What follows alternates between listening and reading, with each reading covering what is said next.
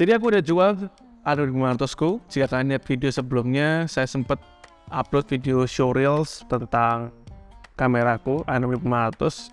Jadi itu adalah beberapa project yang saya kerjakan dengan kamera Adobe 500. Dan sekarang udah saya jual dan saatnya upgrade. Melalui research, saya menemukan bahwa ada satu kamera yang memenuhi seluruh kebutuhanku. Dan kamera itu adalah Sony FX30. Sony FX30 ini adalah cinema line kamera terbaru dari Sony yang keluar di tahun 2022 ini.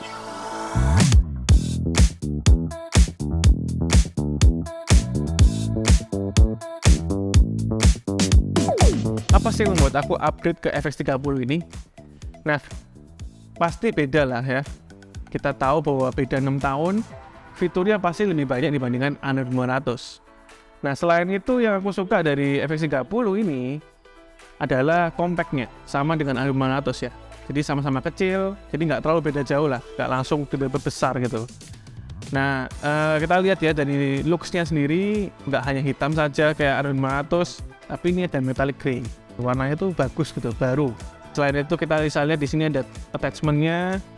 Nah, ini bisa kita pasang monitor, bisa kita pasang handle, dan ini adalah salah satu fitur yang menurutku ya cocok untuk video profesional gitu. Di Adobe 500 tempat slot SD card gabung sama baterai.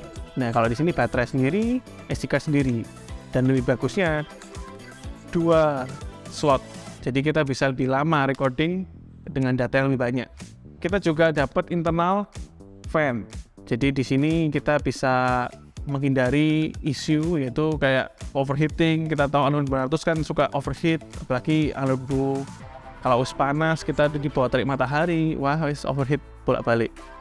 Nah, ini dengan adanya internal fan pasti lebih aman ya dibandingkan seri sebelumnya. Tapi kita tetap perlu ya setting untuk sensitivitasnya ke high supaya nggak gampang mati. Di sini ada Mishu. Nah, Mishu ini sebetulnya bisa digunakan untuk top handle XLR dari FX30. Nah, tapi aku nggak beli yang top handle-nya ya guys ya. Jadi karena top handle-nya mahal banget. Bedanya sekitar 6 juta. Dan aku sendiri dengan workflow yang aku pakai, aku lebih banyak menggunakan external audio recording daripada langsung internal ke ininya. Tapi kalau kalian mau langsung internal body, top handle adalah sesuatu yang perlu kalian beli guys.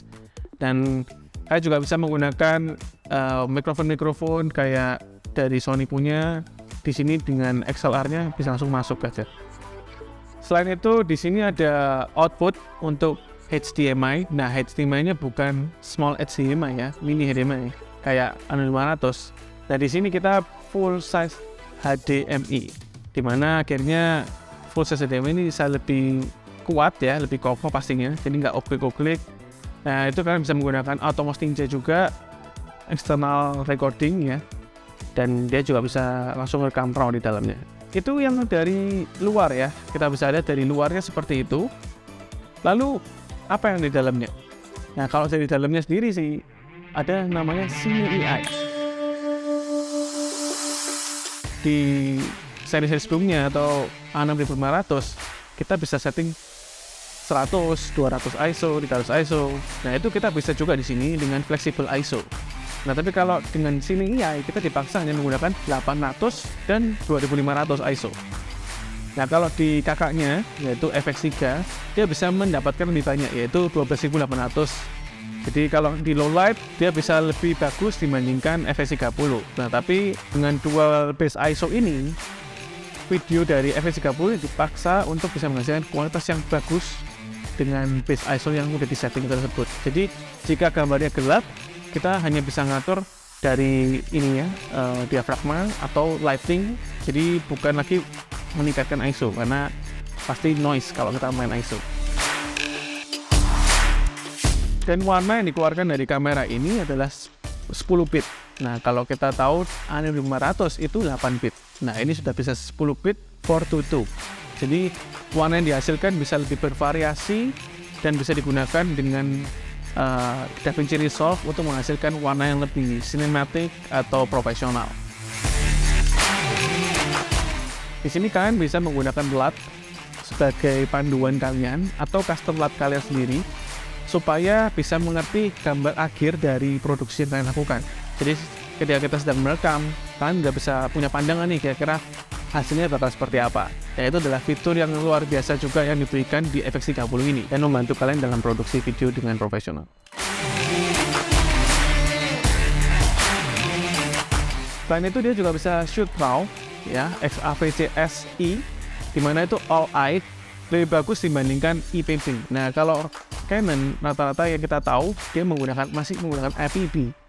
Nah kalau di sini all eye, dimana gambar yang dihasilkan lebih bagus, lebih detail dan memberikan white balance yang lebih bagus. Nah selain itu kalian bisa output RAW tadi yang sudah saya mention, yaitu hingga 16 bit ya, dan direkam melalui Atomos Ninja 5.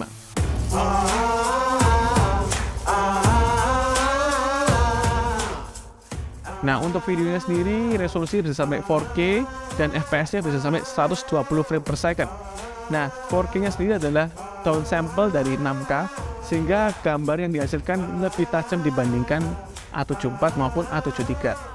Nah untuk 120 frame per second-nya memang dibandingkan dengan kamera yang lain dia memang lebih noise ya, dia memiliki noise walaupun dengan cahaya yang bagus, terang, tetap ada noise di 120 fps ya. Tapi it's okay jika kalian tidak menggunakan 120 frame per second terus-menerus, dan kita bisa memperbaikinya dengan mudah juga dengan denoiser dari program-program yang kalian pakai.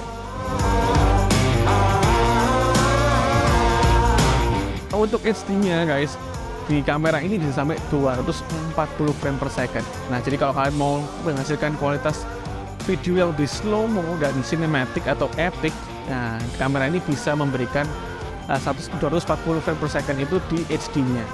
Nah itu adalah sesuatu yang menurutku juga killer feature ya dari FX30. Kita tahu nih bahwa kamera ini ditujukan banget untuk video, tapi apakah bisa buat foto? Ya, tetap bisa buat foto. Nah kamera ini memang menghapus berbagai macam fitur foto yang ada, dimana kita nge-burst itu nggak bisa pakai kamera ini, tapi di sini kita bisa single frame, foto-foto single frame. Nah kecepatan mengambil gambar itu ada di tangan kalian. Jika semakin cepat kalian foto ya semakin cepatlah kalian mendapatkan gambar itu. Nah gambarnya pun memang akan kalah pasti dibandingkan dengan seri A7. Tapi kalau dibandingkan dengan seri A6, A6400 itu bisa lah dibandingkan dan masih satu side masih sama, hasilnya tuh masih bisa dibilang oke lah, equal. Kalian nggak punya stabilizer, ini punya IPS-nya lebih bagus dibandingkan dengan A500.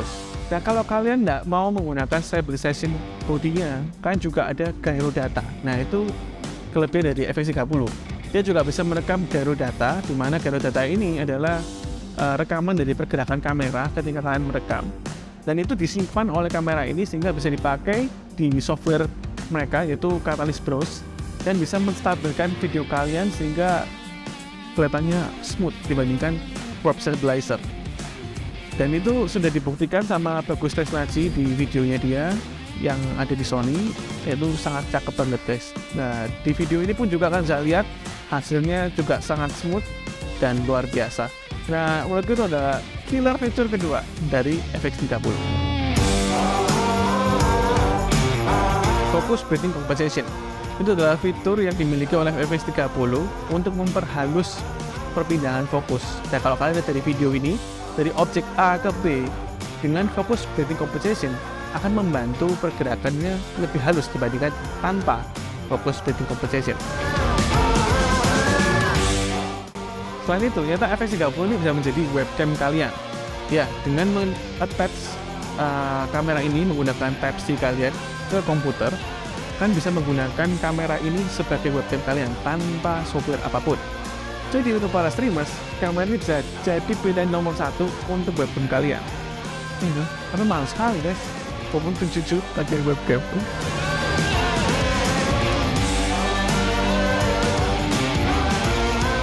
Ada satu fitur yang dimiliki oleh FX3 dan Sony Alpha 7S Mark III, yaitu Focus Mapping. Focus Mapping ini membantu kita untuk mencari fokus dan membantu agar video kita selalu tajam, berada di tempat yang kita inginkan.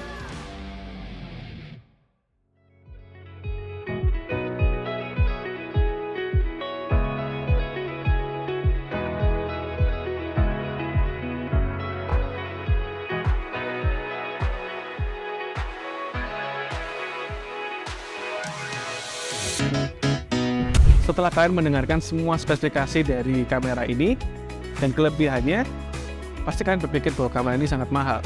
Tapi ternyata enggak, kamera ini sangatlah terjangkau. Harga kamera ini adalah 28 juta untuk body on-nya saja. Dengan top handle, kalian membayar lebih sekitar 34 juta. Nah, dengan 28 juta itu, kamera ini sebetulnya bisa kita komparisi dengan harga yang sama, yaitu A7C dan A7 Mark III. Nah, emang mereka full frame dan ini APS-C, tapi APS-C ini bukanlah APS-C biasa. APS-C ini adalah sensor 35 mm, Super 35 mm. Karena di APS-C, kita juga punya kelebihan dengan memiliki akses ke lensa-lensa yang lebih murah. Dan banyak yang menyediakan lensa-lensa yang murah, seperti Sigma, Samyang, Viltrox, dan lain-lainnya.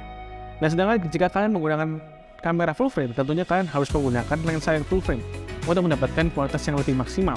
Dan itulah kelebihan-kelebihan dari FX30. Itu alasan kenapa aku upgrade ke FX30. Oke, menurut kalian bagaimana? Apakah worth it untuk upgrade ke FX30? Kalian bisa tulis langsung aja di kolom komentar juga. Kita bisa berdiskusi.